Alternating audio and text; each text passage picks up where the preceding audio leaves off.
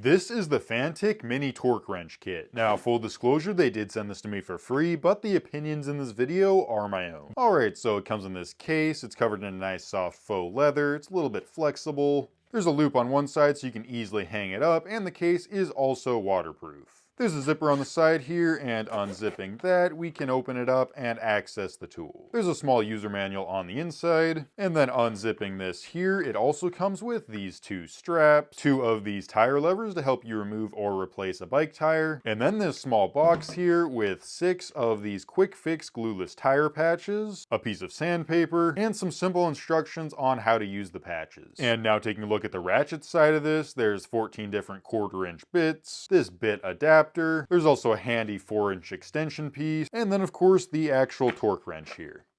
And all these pieces are nicely held in place by these elastic straps, though they do make it a little bit difficult to get out. Anyway, here's the torque wrench. It's nice and solid, and it has a 72 tooth ratchet. Of course, it's reversible to go in either direction. Down at the bottom here, there's your torque adjustment. Pretty standard stuff. You just pull it out, and then you can twist it to adjust it. And in the center here, there's this little line that moves up and down, which will indicate how much torque it is set at. And the units this uses is Newton meters, and it's adjustable from 2 all the way up to 10. And once you have this set to your desired torque level, you can go ahead and screw on your screws. And when it gets to the torque you set it at, it will do this little click here. You can kind of see it move a little bit as well. And then it's properly torqued to whatever you set it at. And testing this out on my tripod here to tighten up a few screws, it works pretty well.